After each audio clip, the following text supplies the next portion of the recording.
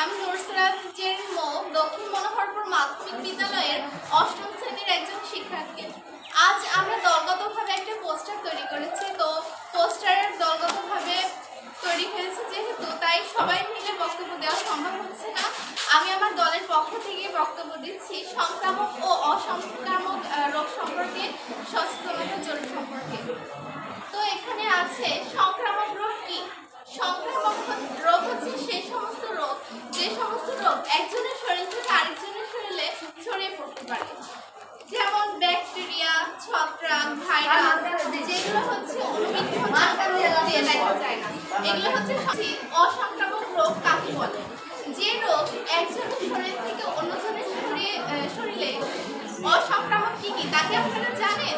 অসংক্রামক রোগগুলো হলো একটি রোগ যা সরাসরি একজনের শরীর থেকে আরেকজনের শরীরে ছড়িয়ে পড়তে পারে না, যেমন কিডনি রোগ, ডায়াবেটিস, হৃদরোগ, অন্যান্য ইত্যাদি। এখানে আছে সংক্রামক রোগ কিভাবে প্রতিরোধ করব।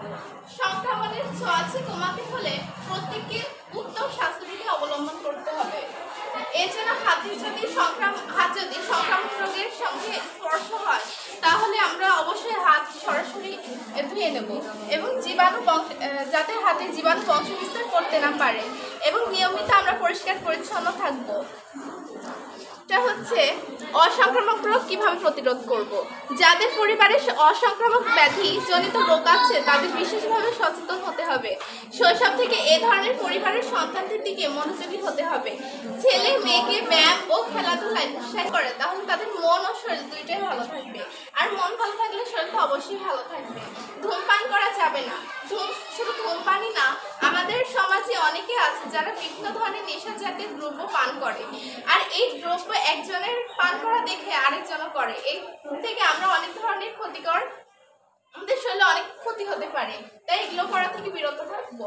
আর হচ্ছে বাইরের খাবার খাওয়া যাবে না, কারণ বাইরে অনেক তেলে ভাজা খাবার থাকে, তারপরে বাইরের বিভিন্ন ধরনের পোকামাকড় এসে খাবার বসতে পারে। আমরা যখন সেই খাবারগুলো খাই আমাদের শরীরে বিভিন্ন ধরনের ক্ষতি হতে পারে।